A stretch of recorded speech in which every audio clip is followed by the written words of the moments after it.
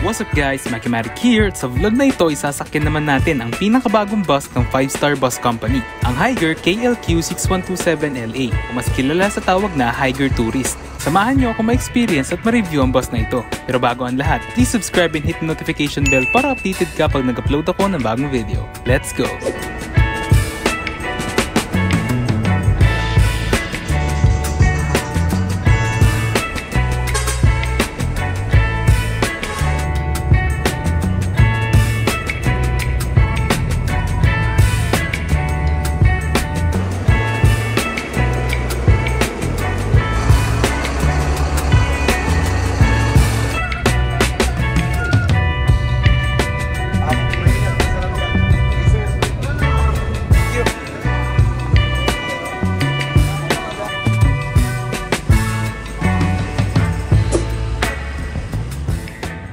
November 1 ngayon at pauwi ako sa amin sa Tarlac City. Nakapag-decide ako na sa 5-star na lang sumakay dahil gusto ko sana masakyan yung 5-star MAN na Superstar. Pero pagdating ko sa terminal, as usual, puro U-turn ang laman. Pero may isang bus na pumukaw ng atensyon ko. Itong veteran na kinglong bus ni 5-star na papunta ng Tayug. Mapapalayo ako ng baba nito pero pinili ko na lang sumakay kasi medyo interesting. Pero di pa din talaga ako satisfied. So habang nasa loob ako nito ay lagi kong sinisilip yung bintana para tignan kung may ibang bus na pipila. Mga isang oras din ako pasipat-sipat sa bintana na parang di mapakali kasi di ko talaga sakyan to. Ang init pa nga ng aircon eh. And then to my surprise, biglang gumalaw yung Higer Tourist. Pumesto sa harap namin at umaatras sa slot ng biyaheng Tarlac. So nagmadali ako at bumaba para tignan yung signboard. At ayun, biyaheng Tarlac daw. Saktong-sakto dahil in just 2 minutes, aalis na din itong kinglong bus. Sobrang ganda ng timing. Napalitan ng saya at excitement yung pakiramdam ko. Yung exterior design, sa daon na lang ating tignan. Mahigpit kasi yung security nila dito sa Cubao Terminal. Dito muna tayo sa loob.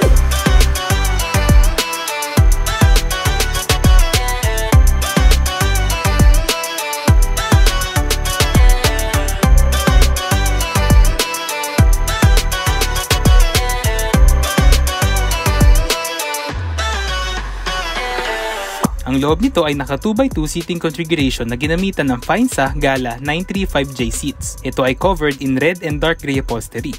Sa likod nito ay may portable tray with cup holder, USB charging port, net basket, seatbelt, armrest, and footrest. Yun nga lang, hindi ito restroom equipped pero malay natin baka sa next order ay may mga CR na. One of the main aesthetic factor nito is yung ceiling design. Ito ay made up of leather and foam na may cross-hatching pattern na binugahan ng ilaw from both sides para mag-produce ng 3D effect. Umiilaw din yung sidings nito sa may window trims. Both lights for ceiling and sidings ay may 7 different colors. Ganito yung dashboard niya. Very modern and sleek yung design. Fully digital na yung speedometer. Meron din digital display na head unit. Kung mapapansin nyo, maikli na lang yung cambio at nasa may harapan na ng driver. At sabi sa akin, naka-air booster daw yan para sa easier and smoother shifting. Equipped din ito with a flat screen TV, dashcam, and madaming CCTV cameras. 9 AM at paalis na kami dito sa Cubao Terminal. Via EDSA ang daan namin at hindi via Mindanao Avenue.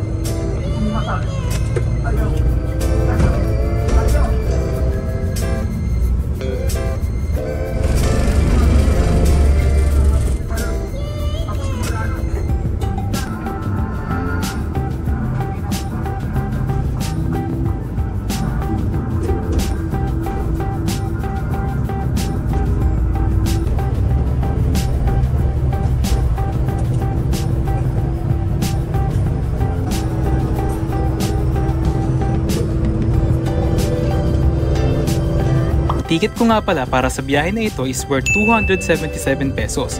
Dahil sa Siesta Tarlac lang ako bababa. Diretso talaga ng Dagupan itong bus pero hindi lang nag-signboard ng Dagupan sa Cubao Terminal.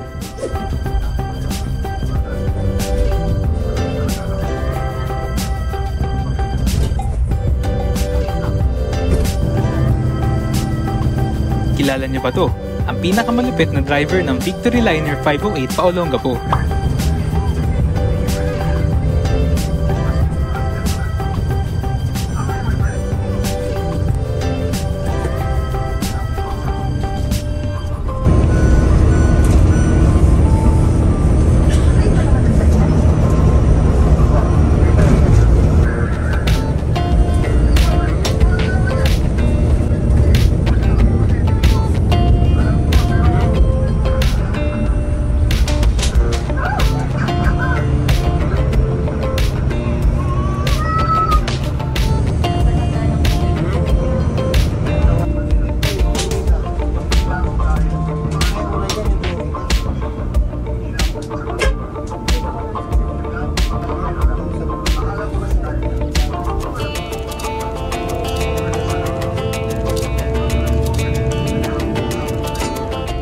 around 10 o'clock at nakarating na kami dito sa Dao Access Road.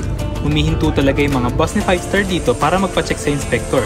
Ganun din sa ibang bus company tulad ng Solid North, Genesis, Bataan Transit at marami pang iba.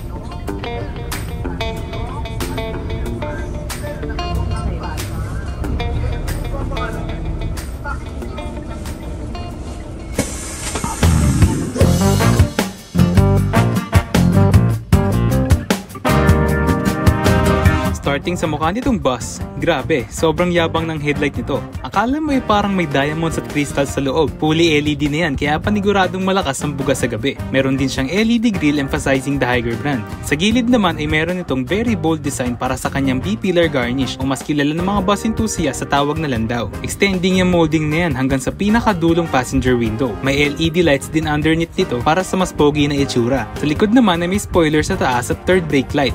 Bagong-bago din yung hulma at syempre bago din ang taillight. Ang engine nga pala na ginamit dito is Yuchai na Euro 4 with 330 horsepower.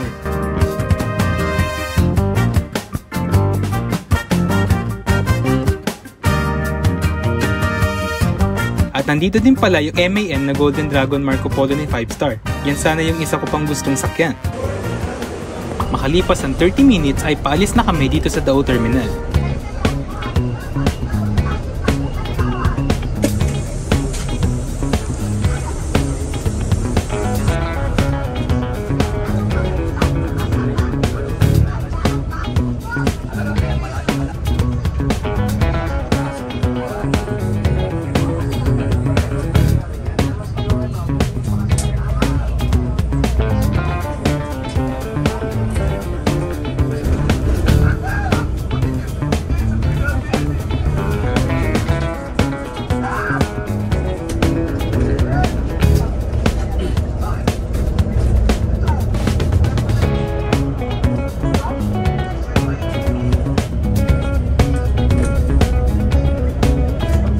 Napansin ko lang din na may hangin na sumisipol. Di ko lang mahanap kung saan yung source pero parang may gap sa bintana ng driver na siya nagpo-produce ng whistling sound.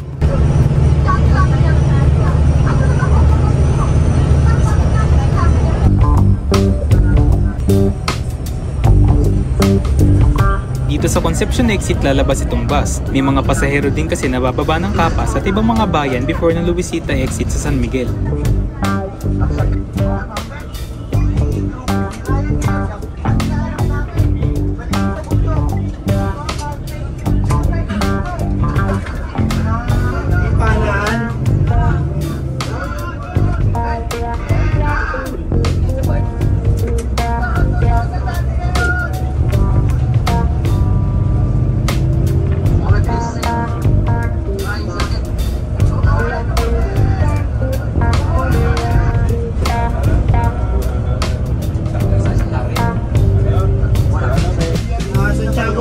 Concepcion.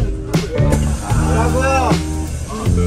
May kukumpara ko itong Higer Tourist sa Higer U-Tour and based on my personal experience, mas tahimik at mas maganda naman lumaro in suspension nito compared sa Higer U-Tour.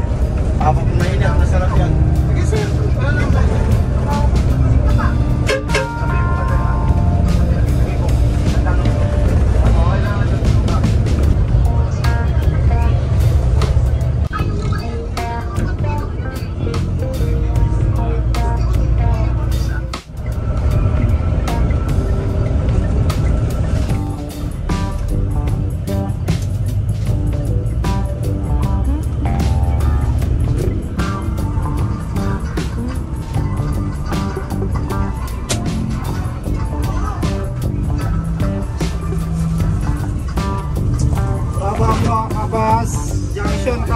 Nagulat ako at hindi na pala Caltex yung gasolinahan dito sa Capas. Napalitan na ng Phoenix. Dati kasi pag umuwi ako dito ay Caltex ang sinasabi naming babaan dito sa Capas.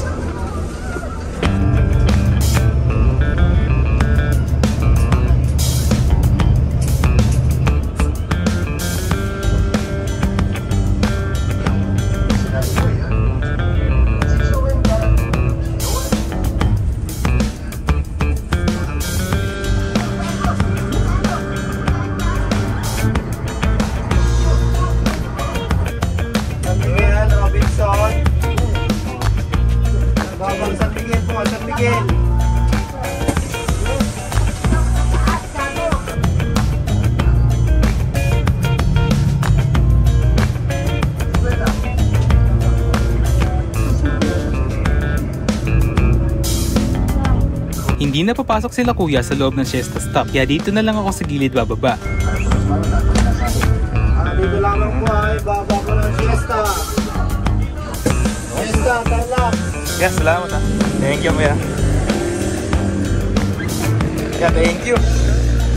All in all, sobrang solid ng biyahe. I highly recommend you guys na itry itong Higer Tourist. Panalong panalo, unexpected ride at nasulit ko yung pag-uwi ko sa Tarlac. Pero sa ngayon, hanggang dito na lang muna mga idol. Salamat!